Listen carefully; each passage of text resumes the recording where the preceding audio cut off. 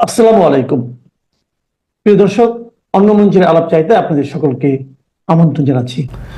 এই মুহূর্তে আপনাদের সামনে কথা বলতে এসেছি পাকিস্তান সেনাবাহিনীর দ্বিতীয় প্রধান এই মুহূর্তে ঢাকা সফর করছেন। উদ্দেশ্য কি, এই প্রসঙ্গটা নিয়ে আপনাদের সামনে কথা বলতে চাই। ভারতীয় গণমাধ্যম নর্থ ইস্ট নিউজ বাংলাদেশে পাকিস্তানি সামরিক তৎপরতা নিয়ে ধারাবাহিক বিভিন্ন সময়ে প্রতিবেদন করেছে যে পাকিস্তান সেনাবাহিনী কখন কখন বিভিন্ন সময় এসছে পরিবর্তিত বাংলাদেশে। সব স্টোরিগুলো আমরা নর্থ ইস্ট নিউজের সুবাদে জানতে পেরেছি এবং বাংলাদেশ সেনাবাহিনী পাকিস্তান ভিজিটের খবরও নর্থ ইস্ট নিউজ দিয়েছে। সেই ধারাবাহিকতায় নর্থ ইস্ট নিউজ একটি সংবাদ করেছে। নর্থ ইস্ট নিউজের চন্দন নন্দী সংবাদ বলছে যে পাকিস্তান সেনাবাহিনীর সেকেন্ড ইন কমান্ড বা দ্বিতীয় প্রধান ফিল্ড মার্শাল আসিম মুনিরের পরেই পাকিস্তান সেনাবাহিনীর যার অবস্থান তিনি হচ্ছেন জেনারেল শাহির শামসাদ মির্জা, যিনি পাকিস্তান সেনাবাহিনীর জয়েন্ট চিফস অফ স্টাফ কমিটির চেয়ারম্যান হিসেবে দায়িত্ব পালন করছেন। আজকে তিনি রাষ্ট্রীয় অতিথি ভবন যমুনায় বাংলাদেশের প্রধান উপদেষ্টা ডক্টর মোহাম্মদ ইউনুস এবং জাতীয় নিরাপত্তা উপদেষ্টা খলিলুর রহমানের সাথে সাক্ষাৎ করেছেন, যা দুই দেশের মধ্যে উচ্চ পর্যায়ের সম্পর্কের ইঙ্গিত দেয়। ফিল্ড মার্শাল আসিম মুনিরের পরে দ্বিতীয় ক্ষমতাধর ব্যক্তি জেনারেল মির্জা 24 অক্টোবর গভীর রাত অর্থাৎ 23 অক্টোবর দিবাগত মধ্যরাতে হজরত শাহজালাল বিমানবন্দরে অবতরণ করেন বলে খবর পাওয়া যাচ্ছে এবং তিনি তার বিভিন্ন কর্মসূচি পালন করবেন এবং আগামী 28 অক্টোবর তিনি ঢাকা ত্যাগ করবেন। জেনারেল মির্জার প্রথম এই বাংলাদেশ সফরটি ডক্টর ইউনুসের দপ্তরের অধীনস্থ সশস্ত্র বাহিনী বিভাগের অধীনে পরিচালিত হচ্ছে।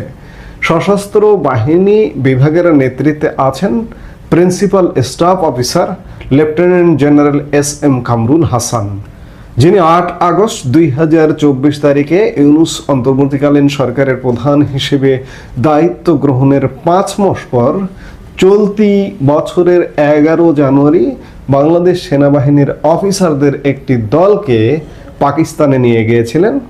নর্থ ইস্ট নিউজের প্রাপ্ত তথ্যে দেখা গেছে যে নিশানি ইমতিয়াজ সামরিক খেতাবপ্রাপ্ত জেনারেল মির্জা, তার স্ত্রী সাজিয়া শাহির, ব্রিগেডিয়ার মোহাম্মদ রশিদ খান, কমোডর খান মোহাম্মদ আসিফ এবং তাদের সঙ্গে 2 জন মেজর পদমর্যাদার কর্মকর্তা আছেন। ঢাকার রেডিসন ব্লু হোটেলে অবস্থান করা জেনারেল মির্জা এবং তার দল ডক্টর ইউনুস এবং খলিলুর রহমানের সাথে সাক্ষাৎ করবার আগে যেদিন এসছেন তার ওই দিন সন্ধেবেলা পাকিস্তান দূতাবাস পরিদর্শন করেন। এটি মূলত বলা যায় যে শুক্রবার সন্ধ্যায় এটি ঘটেছে। জেনারেল মির্জার আরও যেসব কর্মসূচি রয়েছে সেগুলো হচ্ছে 26 অক্টোবর সেনাকুঞ্জে জেনারেল মির্জাকে যৌথ সার্ভিস গার্ড অফ অনার প্রদান করা হবে। ওই দিন তিনি বিকেল 4টায় সশস্ত্র বাহিনী বিভাগে লেফটেন্যান্ট জেনারেল কামরুল হাসানের সাথে প্রায় 1.5 ঘন্টার একটি বৈঠক করবেন। এরপরে বাংলাদেশ নৌবাহিনী প্রধান অ্যাডমিরাল মোহাম্মদ নাজমুল হাসান এবং বিমান বাহিনী প্রধান মার্শাল হাসান মাহমুদ খানের সাথে বৈঠক করবেন। পরের দিন 27 অক্টোবর জেনারেল মির্জা সিলেট সেনানিবাস পরিদর্শন করবেন। তবে 28 অক্টোবর তিনি সকাল 11:30টায় বাংলাদেশের সেনা প্রধান জেনারেল ওয়াকারুজ্জামানের সাথে সাক্ষাৎ করবেন এবং এই সাক্ষাৎ পরবর্তী সময়ে জেনারেল মির্জা এবং তার দল এমিরেটস এয়ারলাইন্সের একটি ফ্লাইট, যে ফ্লাইট নাম্বারটি হচ্ছে 587, এই ফ্লাইটে দুবাইয়ের উদ্দেশ্যে রওনা দেবেন। প্রশ্ন হচ্ছে যে পাকিস্তানি সেনাবাহিনীর ঘন ঘন বাংলাদেশ সফর, আমরা এর মধ্যে দেখেছি যে ইন্ডিয়ান আর্মির খুব একটি মাত্র গত 15 মাসে একটি সফর হয়েছে, কিন্তু পাকিস্তানি আর্মির প্রতিনিয়ত মনে হয় যেন বাংলাদেশটা পাকিস্তানের একটা অংশ যার দরুন এ পর্যন্ত প্রায় 8-10টি সফর অনুষ্ঠিত হয়েছে এবং এই যে জেনারেল মির্জার যে সফরটি, এই সফরটির খবর কিন্তু বাংলাদেশের কোনো গণমাধ্যমে নেই, সরকারের তরফ থেকে প্রকাশ করা হয়নি, সরকারের কোনো ওয়েবসাইট, সরকারের কোনো পেজ, সেনাবাহিনীর কোনো পেজ, কোনো কিছুতে কিন্তু এখন পর্যন্ত আমরা দেখিনি বা চোখে পড়েনি। ঘন ঘন পাকিস্তান সেনাবাহিনী এবং ঊর্ধ্বতন কর্মকর্তা, জাস্ট ফিল্ড মার্শাল আসিম মুনির আসা বাকি রয়েছে, তারপরের ব্যক্তি বাংলাদেশ সফর করছেন। উদ্দেশ্যটা কি? উদ্দেশ্যটা কি ভারতকে উস্কিয়ে দেওয়া এমনটা? দেখুন, সোজা কথা যে বাংলাদেশে পাকিস্তান সেনাবাহিনীর হস্তক্ষেপ, পদক্ষেপ বা তাদের এখানে পা পড়ুক, তারা এখানে ঘুরে বেড়াক, অন্ততপক্ষে আমি একজন বাঙালি হিসেবে আমার মতো শত শত বাঙালির এটা অস্বস্তির জায়গা। কারণ এই পাকিস্তানের সাথে যুদ্ধ করে কিন্তু আমাদের স্বাধীনতা অর্জন করতে হয়েছিল এবং আমাদের প্রধান সহযোগী ছিল ভারত। ভারতীয় সেনাবাহিনী বাংলাদেশ সফরে আসতেই পারে, আসুক, আসছে বিভিন্ন সময়ে, বিগত সময়গুলোতে আমরা আসতে দেখেছি। কিন্তু পাকিস্তান সেনাবাহিনী এখন যে স্টাইলে যেভাবে আসছে, 1971 সালে মুক্তিযুদ্ধ পরবর্তী গত 55 বছরে আমরা এমনটা দেখিনি। এর উদ্দেশ্য কি? আমরা কি ধরে নেব যে বাংলাদেশকে পূর্ব পাকিস্তানিকরণ করা হচ্ছে, কিংবা পাকিস্তান সেনাবাহিনীর কর্মকর্তাদের কণ্ঠ থেকে যে বারবার উচ্চারিত হয় যে পূর্ব সীমান্ত দিয়ে ভারতকে অ্যাটাক করবে এমন কিছু, কিংবা বাংলাদেশকে কি কোনো উস্কানিতে ফেলে দেওয়া হচ্ছে, বাংলাদেশকে কি একটা অনাকাঙ্ক্ষিত যুদ্ধের মুখে ফেলে দেওয়া হচ্ছে? সার্বিক পরিস্থিতি কিন্তু খুব একটা সুখকর মনে হচ্ছে না। কি হচ্ছে, কি ঘটছে, আমরা নিশ্চয়ই নজর রাখবো এবং দেখবো যে আসলে কি ঘটতে যাচ্ছে, কি ঘটাতে যাচ্ছে বর্তমান ইউনূস সরকার এবং পাকিস্তানি বাহিনী। আমাদের নিরাপত্তা কি আছে? আমরা কি চরম অরক্ষিত অবস্থায় প্রবেশ করে ফেলেছি বর্তমান জনবিরোধী ইউনূস সরকারের সময়, ইউনূস সরকারের অধীনে? অবস্থা কিন্তু তেমনটাই বলছে। এখন নিশ্চয়ই আমরা দেখব যে সামনে আরো নতুন নতুন কি ঘটতে যাচ্ছে। সুপ্রিয় দর্শক শ্রোতা, আসসালামু আলাইকুম। যে যেখানে আছেন ভালো থাকবেন সেটাই প্রত্যাশা করি। ডক্টর ইউনূস 2024 সালে একটি গণতান্ত্রিক সরকারকে উচ্ছেদ করে ক্ষমতা দখল করা এবং তার পরবর্তী বিভিন্ন কার্যক্রম, এসব বিষয়ে কিভাবে আইনগতভাবে দায় থেকে মুক্ত হওয়া যায় সে বিষয়টা নিয়ে এখন গভীরভাবে চিন্তা ভাবনা করছেন। একাধিক আইনি প্রতিষ্ঠানের সঙ্গে যোগাযোগ করেও চূড়ান্তভাবে কোনো মতামত না পাওয়ায় তিনি হতাশ। এ বিষয় নিয়ে আজ কথা বলছি।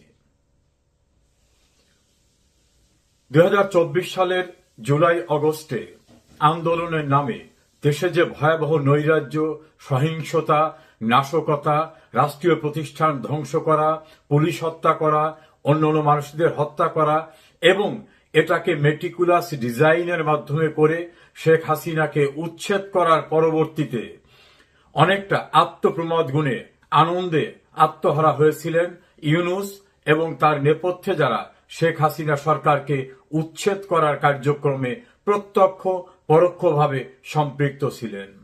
সবার তাৎক্ষণিকভাবে ধারণা হয়েছিল সব বিপদ শেষ, শেখ হাসিনাকে উচ্ছেদ করা হয়েছে, আর কোনো প্রতিবন্ধকতা নেই। সময় যত গড়িয়ে আসছে এবং আগামী ফেব্রুয়ারিতে নির্বাচনের ঘোষণা নিয়ে উপদেষ্টাদের অনেকেই মনে করছেন যদি ফেব্রুয়ারিতে নির্বাচন হয়ে যায় তাহলে তো আমাদের ক্ষমতা ছেড়ে যেতে হবে, যাওয়ার পরে আমাদের পরিণতিটা কি হবে। এ বিষয় নিয়ে প্রধান উপদেষ্টার সঙ্গে কয়েকজন সিনিয়র উপদেষ্টা একাধিকবার কথা বলেও সন্তোষজনক কোনো উত্তর তার কাছ থেকে পাননি। বিদেশ থেকে গিয়ে যারা উপদেষ্টা, বিশেষ সহকারী বিভিন্নভাবে দায়িত্ব পালন করেছেন তাদের এইসব বিষয় নিয়ে কোনো মাথা ব্যথা নাই, কারণ সময় হলে তারা আবার যে যে দেশ থেকে আসছেন সেখানে চলে যাবেন। কিন্তু দেশের অভ্যন্তরে যারা আছেন তাদের কি হবে এই বিষয়টাই অনেকেই তারা নির্ভর করেছিলেন আইন উপদেষ্টা আসিফ নজরুলের উপর। কিন্তু আসিফ নজরুলের কথোপকথন, তার মতামত, এগুলোর উপরে আর কেউ নির্ভর করতে পারছেন না, বরং আসিফ নজরুল নিজেই কিভাবে সেফ এক্সিট নেবেন, পরবর্তীতে দায় থেকে মুক্ত থাকবেন, সেটা নিয়ে তিনি একাধিক আইনজীবীর সঙ্গে কথা বলেছেন। একটি বিশ্বস্ত সূত্র জানায়, ঢাকার একটি বিখ্যাত আইনি প্রতিষ্ঠানে লোক পাঠিয়েছিলেন উপদেষ্টা পরিষদের পক্ষ থেকে। ওই প্রতিষ্ঠানের যিনি প্রধান, তিনি বাংলাদেশের খ্যাতিমান সংবিধান বিশেষজ্ঞ। বয়সের ভারে অনেকটা নুয়ে পড়েছেন, এখন সক্রিয় রাজনীতিতেও তাকে দেখা যায় না। তিনি কোনোভাবেই তাদের কথা শুনতে রাজি হননি। বারবার পীড়াপিড়ি করার পরে তিনি তাদের লোকের সঙ্গে বসেছিলেন। যারা গিয়েছিলেন তাদেরকে পরিষ্কারভাবে তিনি বলেছেন, একটি আইনগত প্রক্রিয়ার বাইরে গিয়ে কোনো কিছু করা হলে এর থেকে দায় মুক্ত করার কোনো সুযোগ বাংলাদেশে বিদ্যমান আইনে নাই। এ বিষয়ে তারা ওই আইনি প্রতিষ্ঠান অর্থাৎ ল ফার্ম থেকে একটা লিখিত লিগ্যাল ওপিনিয়ন চেয়েছিলেন। তারা বলেছে এ বিষয়ে তারা কোনো লিগ্যাল ওপিনিয়ন দেবেন না। এরপরে একটি বেসরকারি বিশ্ববিদ্যালয়ে অত্যন্ত পরিচিত, গণমাধ্যমে বিভিন্ন সময় কথা বলে থাকেন এমন একজন প্রফেসরের সঙ্গে দেখা করেছেন তারা। তিনি হেসে উড়িয়ে দিয়ে বলছেন, যে প্রক্রিয়ায় আপনারা ক্ষমতায় এসেছেন, যে প্রক্রিয়ায় কাজ করেছেন, এর বৈধতা দেওয়ার মতো কোনো আইনগত অবস্থা বাংলাদেশের সংবিধানে কোথাও নেই। সেখান থেকে হতাশ হয়ে সুপ্রিম কোর্টে এসে সুপ্রিম কোর্টের কয়েকজন আইনজীবীর সঙ্গে তারা কথা বলেছেন। বিশেষ করে জামাতের একজন তরুণ আইনজীবীর সঙ্গে কথা বলেছেন, যিনি অনেক পরিচিত ইতোমধ্যে। তিনি বলেছেন, শুরুতেই প্রক্রিয়াগত ভুল হয়ে গেছে, এখন যদি কোনোভাবে গণভোট দিয়ে পরিত্রাণ পাওয়ার চেষ্টা করা যায়, এছাড়া বিদ্যমান আইনের কাঠামোতে কোনো রকম সুযোগ নাই। সেখানে প্রসঙ্গ উঠেছে যে এই গণভোট দেওয়ার সিদ্ধান্ত কে দিতে পারে।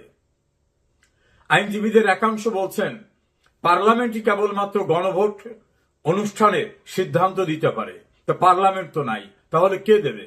এক্সিকিউটিভ পাওয়ারে গণভোট দেওয়ার কোনো আইনগত সুযোগ নাই।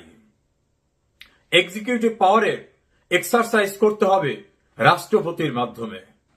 রাষ্ট্রপতির যে অধ্যাদেশ জারির বিধান সংবিধানে আছে, সংবিধানের 93 অনুচ্ছেদে সেখানে শর্ত দেওয়া আছে, যে বিধান সংবিধানে নাই, অর্থাৎ যে নিয়ম সংবিধানে নাই, তেমন কোন অধ্যাদেশ রাষ্ট্রপতি জারি করতে পারবেন না।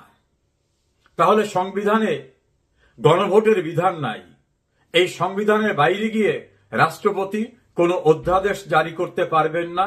এটা রাষ্ট্রপতিকে দেওয়া ক্ষমতার যে অনুচ্ছেদ সেখানে পরিষ্কারভাবে উল্লেখ করা হয়েছে। এই পরিস্থিতিতে বিএনপি, জামাত এবং অন্যান্য নেতৃবৃন্দের সঙ্গে কথা বলেও খুব ভালো সাড়া পাচ্ছেন না ইউনূস সরকার। তারা নির্বাচন কিভাবে ক্ষমতায় যাবে এসব বিষয় নিয়ে ব্যস্ত। এখন আর এই ইউনূস সরকারকে কিভাবে সেফ এক্সিট দেওয়া যাবে এ নিয়ে মাথা ঘামাবার মতো সময় তাদের নেই। সবকিছু মিলে কিভাবে নিরাপদে বিদায় নেবেন, আইনি সুরক্ষা কিভাবে হবে, এটা না পেয়ে কুল কিনারাহীন অবস্থার মধ্যে বর্তমান সরকার। বাংলাদেশের একাধিক সংবিধান বিশেষজ্ঞ অভিমত ব্যক্ত করেছেন যে এই সরকারের ক্ষমতায় আসা, ক্ষমতায় দায়িত্ব পালন করা, এর কোনোটিকেই বৈধতা দেওয়া যাবে না।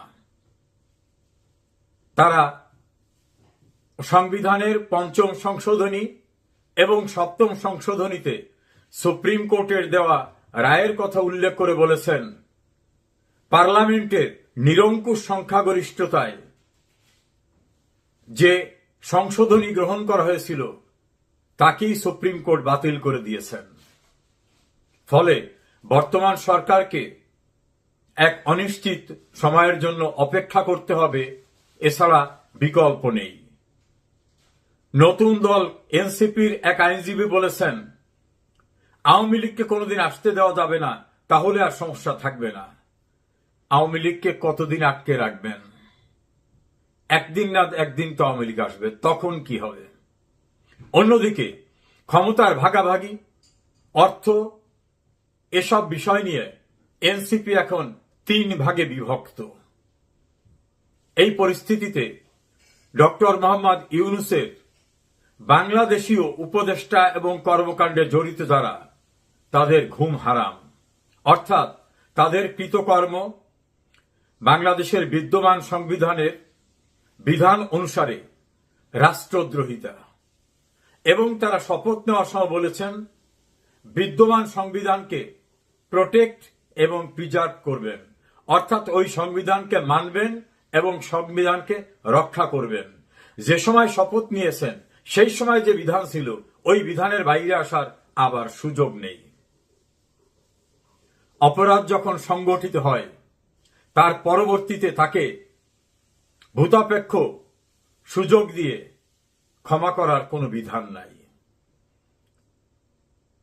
বিদায় বেলায় অপরাধের দায় থেকে পরিত্রাণ পাওয়ার জন্য কোন আইনি সুরক্ষা খুঁজে পাননি ইউনূস সরকার। সর্বশেষ পরিস্থিতি এটাই। ক্রিমিনোলজিতে একটি কথা আছে, অপরাধীরা অপরাধ করে যাবার সময় পায়ের চিহ্ন রেখে যায়। ইউনূস সরকার প্রতিটি স্তরেই তাদের কৃতকর্মে রাষ্ট্রদ্রোহিতার ছাপ রেখে যাচ্ছেন প্রতিদিনে, প্রতি ঘণ্টায়। এই অপরাধের দায় মুক্তি দেবার কোনো বিধান বাংলাদেশে নেই।